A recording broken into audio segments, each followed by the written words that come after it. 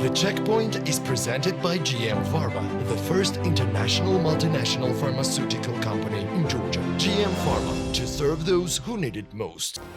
And now, building on EIB's last point on the financial system, we looked into the study that ADB, Asia's Development Bank, pulled together last year and looked at the CAREC region specifically. Globally, 1.7 billion individuals have no access to banking services, while those with access to finance pay a hefty cost for financial services. In recent years, this has been a surge in mobile phone ownership and the use of the internet. Out of the 1.7 billion unbanked adults, 1.1 billion own a mobile phone. In developing economies, 79% of adults own a mobile phone. Digital banking, which uses mobile and internet technology, offers an opportunity for reaching the financially excluded and underserved segments of the population, particularly in remote regions and communities. It has the potential to transform the financial inclusion landscape by offering cost-effective and easily accessible financial services. Many Central Asia Regional Economic Cooperation CAREC member countries lag behind in providing services and infrastructure that are critical to increasing financial inclusion, and their digital adoption is among the lowest in the world. Georgia is among the leaders, with a percentage of the population owning a bank account. However, more than half of the population of the CAREC countries are unserved by any financial service that could have potentially transformed their economic and social well-being. Georgia is also ranking among top countries when it comes to accessing financial institutions through a mobile phone or internet. First of all, for my study, I intentionally did not include China in the analysis because of its size asymmetry and its advancements in technology and the financial inclusion. But yes, in my study, I referred China as one of the examples for other countries to follow. So I will be focusing on only 10 member countries, and if we look at Georgia's position among CAREC countries, and if we look at the indicators that I have analyzed in my study, Georgia is very well positioned in most of the CAREC, most of the indicators that I have studied. I'm not very good at numbers, so I have to look at some numbers regarding Georgia. So, for example, if we look at account ownership, which is one of the criteria to measure financial inclusion, Georgia is second only to Mongolia. In Mongolia, 93% population has a bank account, which is a very high number if we compare with the global average. Because the global average is low, and if we look at Georgia, in Georgia, like 61% of the population has a bank account, which is again a very high number as compared to other member countries. For comparison purposes, if we look at other CAREC member countries, for example, Afghanistan and Pakistan, they are very big countries in terms of population. But in Pakistan, you would be surprised to know that only 21% people in Pakistan have a bank account. And also some more clarification about these numbers, because when I was doing my study, I only looked at data which was available, and the year for which the data was available was 2017. And I'm sure since then a lot has changed in the region and also for Georgia. And if we also look at mobile money accounts, as you see, mobile money accounts are gaining traction worldwide, and the areas and the regions where these traditional banking sector is unable to reach to the marginalized people who are at the fringes, who are at the frontiers, these mobile money accounts are making a lot of difference. And we have many examples in the world, and one prime example is Kenya, because in Kenya, this mobile money accounts have actually revolutionized financial inclusion. So if we look at this criteria, we see Georgia is not doing very well because Pakistan and Mongolia are only two countries in the region who are doing great in terms of mobile money accounts, but Georgia is lagging behind other countries in the region on this particular indicator, that is mobile money accounts. But if we look at bank account ownership by income groups, I actually compared like 60% richest people and the bottom 40% poor people. And on this particular criteria, of this 60 reaches 60%, 71% people own an account in Georgia, and for bottom 40%, poor 40%, 46% owns an account, which is quite normal, like in other countries, because the rich people, they are expected to have bank accounts, they are expected to have more funds to keep in deposits. So that is in line with the theory. If we look at some other like indicators for Georgia, for example, if we look at the gender gap in terms of bank account opening, in the CAREC region, Kazakhstan, Kyrgyz Republic, Mongolia, Uzbekistan, and Azerbaijan, they demonstrate the smallest gender gap. So that means male and female have equal access to bank accounts in these four countries. And Georgia is not far away from these four countries, because in Georgia, the female have like 64% a bank account, and males have 58% bank accounts. That means there is a small percentage points differential between male and female bank accounts. But it is a good thing that the female are more active in opening bank accounts than males in Georgia. Also, there is another criteria we use, that is borrowing and saving patterns among older adults. So I looked at these indicators, and I found that Georgia is very well placed in terms of borrowing. For example, about 50% of its adult population borrowed some money in 2017. That manifests Georgian people's trust in the banking sector, the financial sector. And also, it is also very encouraging to see that along with Mongolia, Georgia is the only country that from where the most of borrowing has been sourced in the formal sector.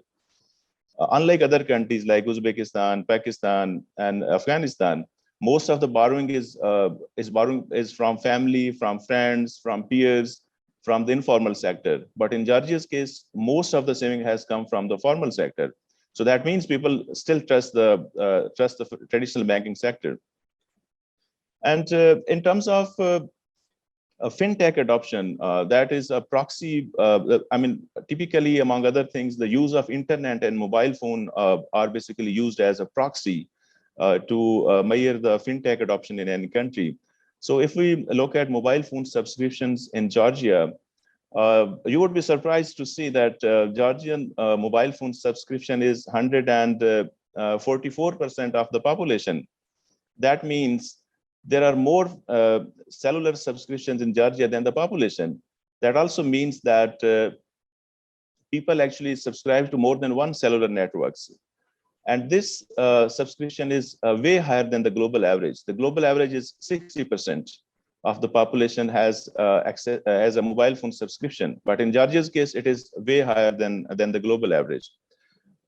Similarly, if we look at the internet usage in Georgia, 69% of the population has access to internet, whereas the global average is only 57%.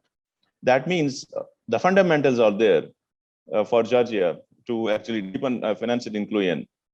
But on some other indicators, for example, using internet for making purchases, Georgia is not really doing well as compared to other CAREC regions.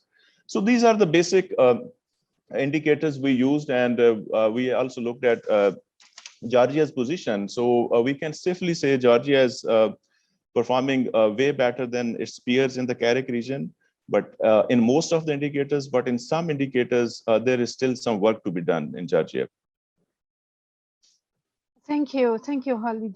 Very, very interesting to hear specifically about Georgia. The country is currently discussing this notion of digital lari. What would be your thoughts on that? Could that help improve those areas that we have been discussing? Is it more of an opportunity or more of a challenge at this point? Would you say Georgia is ready to discuss such a notion?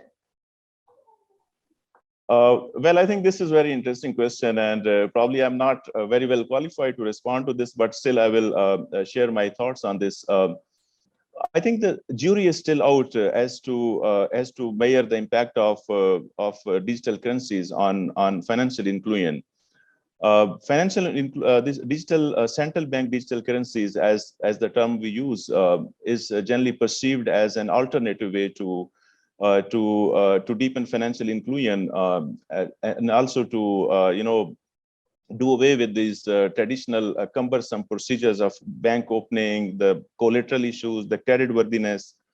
And if we look at some statistics and some data globally, nearly I think the 90 countries have actually started discussion to adopt digital currency. And some countries, including Bahamas, has already introduced this currency. And we have heard about a digital yuan in China. That is they are piloting this in China, and maybe at some point in time they will roll out in the entire country.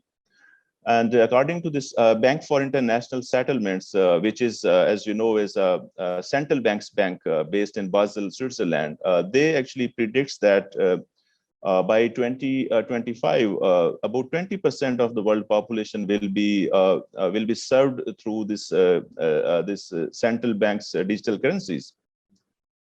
So they have the promise, they have the potential to revolutionize financial inclusion, because they offer an alternate way to reach out to marginalized people who have been underserved for years and decades.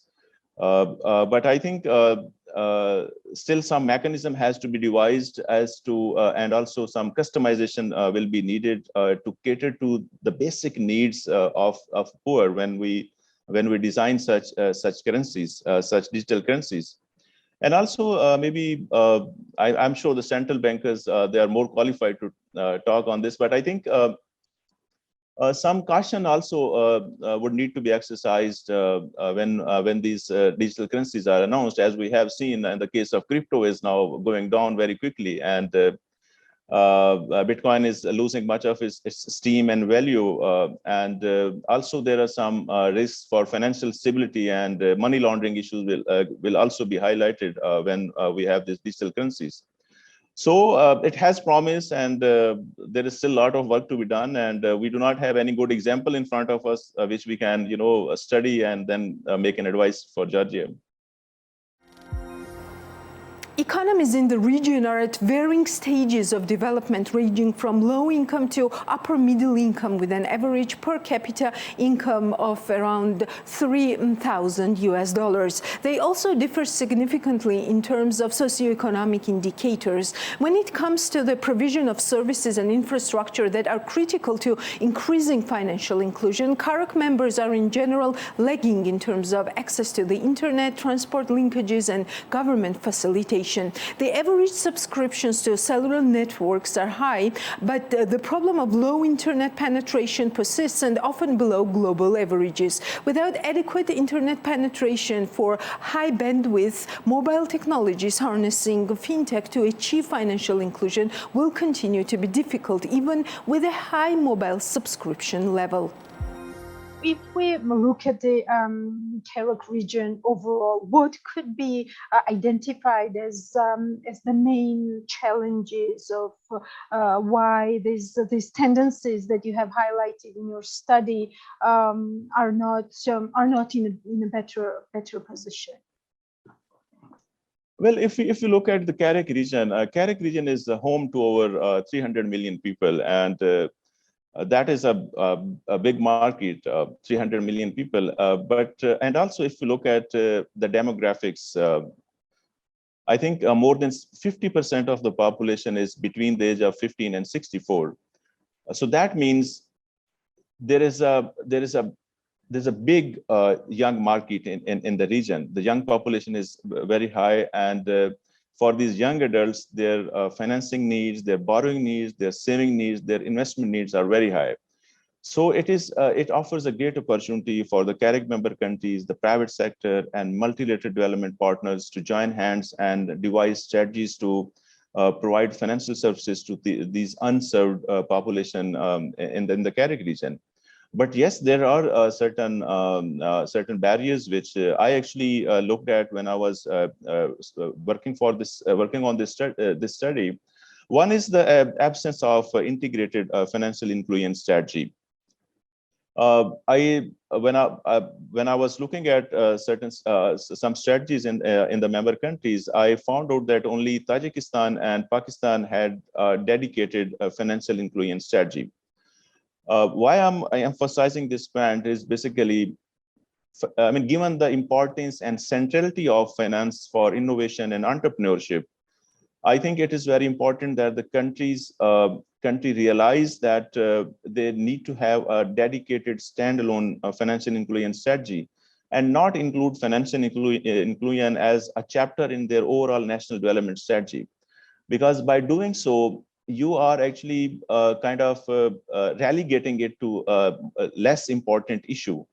To me, it is a very important issue. And as you know, the process of strategy formulation, a strategy formulation includes a very broad-based, comprehensive stakeholder consultations with many stakeholders. And in the strategy, you have strategic objectives, you have goals, you have targets, then you have outcome and output indicators, and then you have means of verification, and then you can hold staff accountable if they are unable to meet the targets.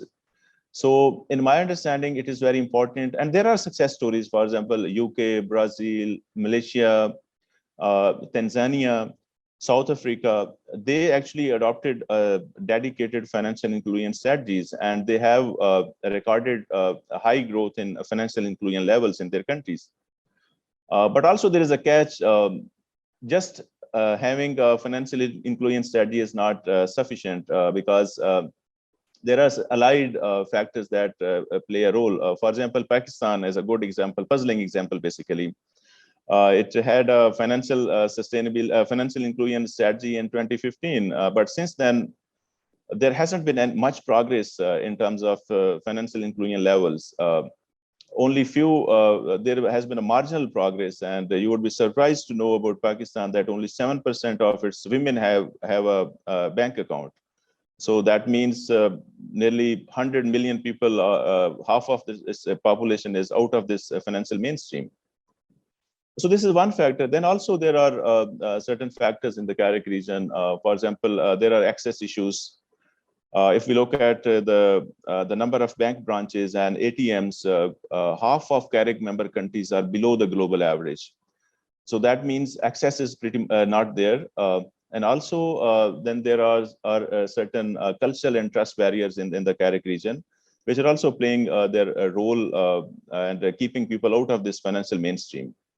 So there are some more issues also which are just holding back progress in the CAREC region.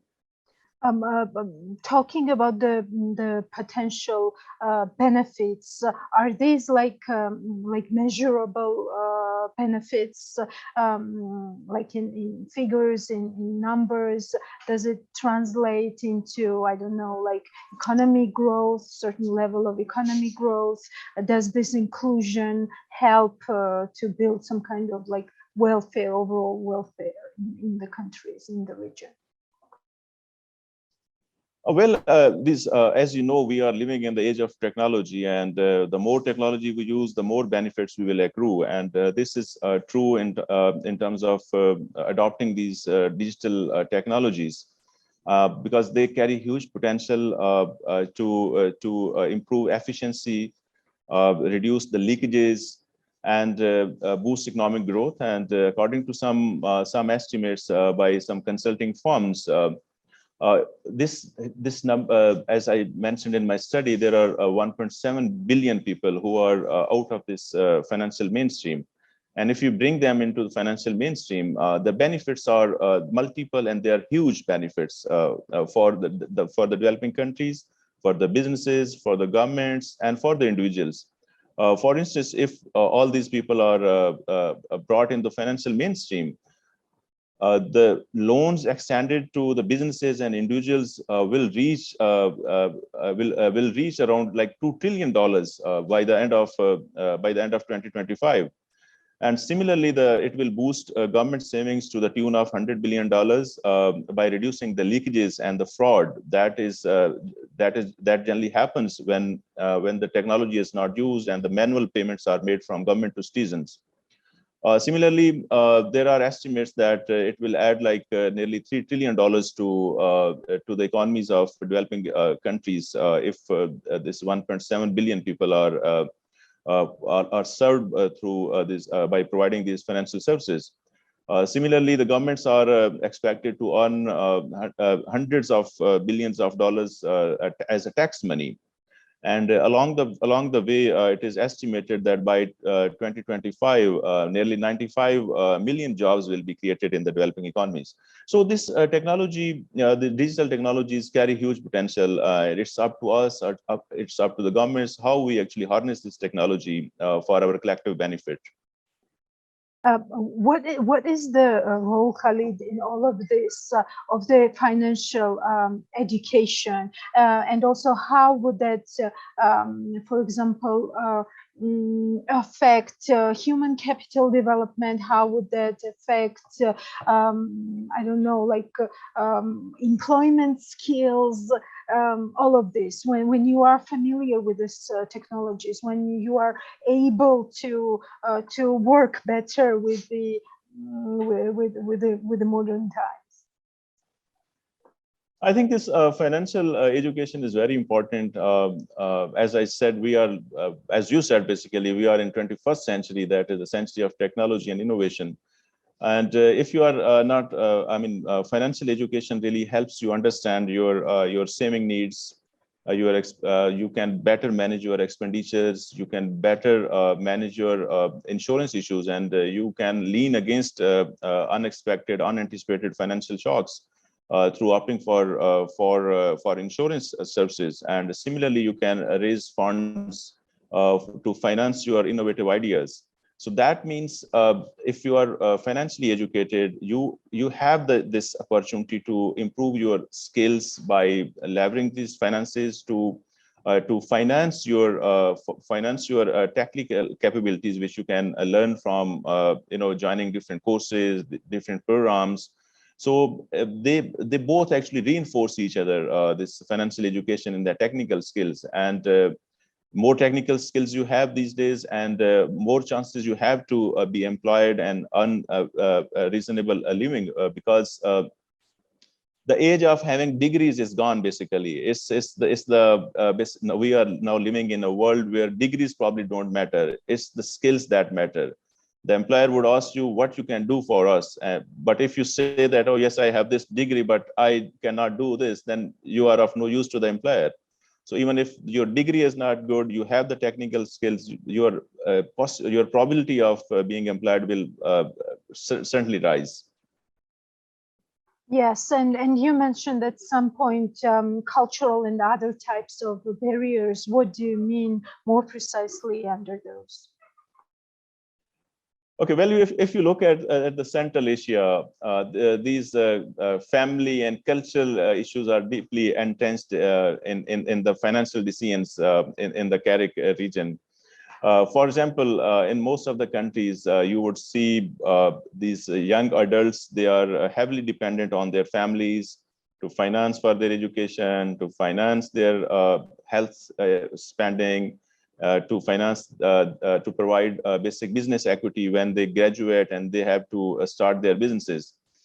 Similarly, if you see the older adults, instead of going back to the financial sector for raising funds, they would actually reach out to their families and their friends for borrowing. So this is very common in Central Asia, and also there are certain trust barriers in the region. For example, most of these Central Asian countries were part of the Soviet Union, and when Soviet Union collapsed, people actually lost a lot of their deposits. So that kind of shattered their trust in the formal banking sector. And also because people are not financially literate, so they have this kind of hesitation to reach to the financial sector for raising funds. For example, I gave you one example in Pakistan. Some people use this e-commerce services, make online purchases. But in most of the cases, the payment is not made online because they don't really trust whether their credit card information will be leaked to somebody else. So what they do is they actually uh, uh, pay cash on arrival. So this is a preferred mode of payment for online purchases in most of the CAREC countries. So these are the trust and institutional barriers for which people are not really using financial services in the region. And Khalid, I was just listening to you, and it crossed my mind. Would you say that in this region, for example, capital markets is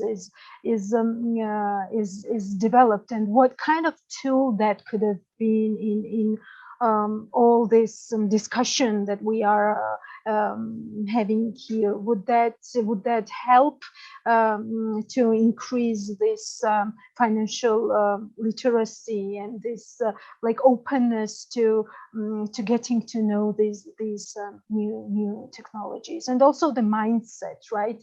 The mindset to be ready to embrace this new approaches. Well, I think this is a very great question because capital markets play a very important role in financialization in the economy, and which is a fundamental aspect of component of development policy. Because without provision of adequate finance, we cannot expect entrepreneurship. We cannot expect our young generation, thriving with their new ideas. So if we look at the CAREC region, the capital markets are not very much developed. They are not mature, and you would be surprised to see that in some countries we don't even have a stock exchange, so to say. So the financial market development is at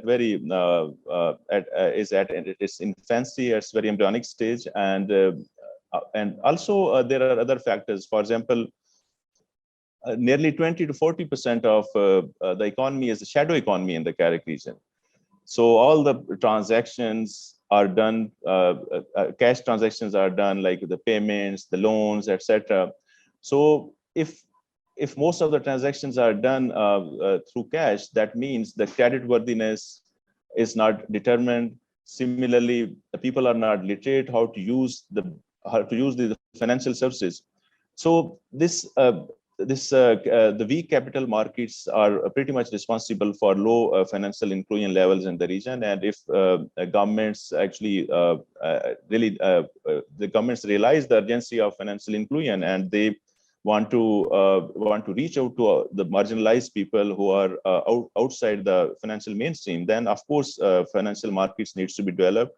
They needs to be strengthened, and they needs to be encouraged to come up with financial instruments to cater to different segments of the society. So you are very right. This is very important to have very strong and functioning markets. ADB believes that going forward and to increase financial inclusion using fintech, governments and multilateral development partners need to collaborate to develop synergies and find affordable and sustainable solutions to improving financial inclusion. China, for Khalid, is one such successful case. Just look at these numbers. 1.7 billion people, and of that 79% have a mobile phone account, have a mobile phone subscription. So if I am a businessman, to me, this is a great opportunity because we have this option to customize our products and reach out to those 1.7 billion people who are underserved. That is basically a non-consumption market. So instead of, as a businessman, so instead of competing in the existing market, just devise something, just customize something for unserved people, which has a huge potential. You can customize your products in a way that can cater to their needs. So I see as a businessman, it's a huge potential, it's a huge business opportunity to make a lot of profit, and at the same time, this expanding this financial inclusion level. And for the governments, I would emphasize that you don't need to invent the wheel. The wheel is already there. So we have within the CAREC region, we have very good example of China. China is a big country, and if you look at China's advancement in financial technologies and financial inclusion, you would see that they have used their existing infrastructure, the government infrastructure, particularly the postal services infrastructure in China. And then these two tech juggernauts like Alibaba and Tencent, they actually they innovated and they developed products which to reach out to people, to actually cover that last mile, the people who are at the fringes and who are at the frontiers.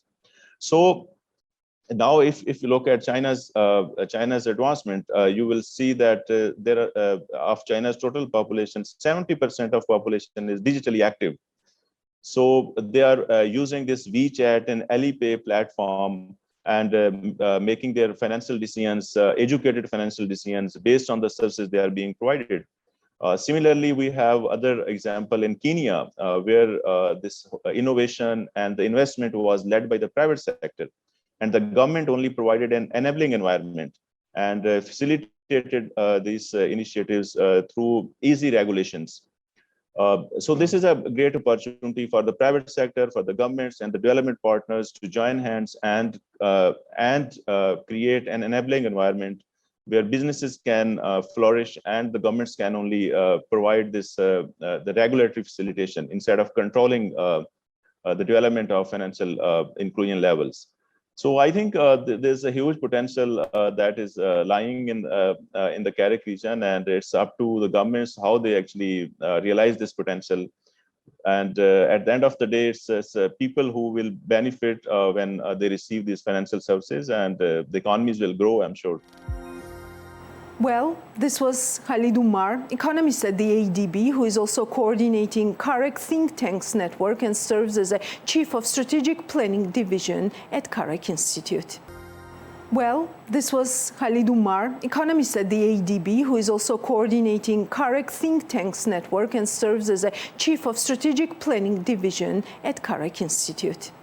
The Checkpoint is presented by GM Pharma, the first international multinational pharmaceutical company in Georgia. GM Pharma, to serve those who need it most.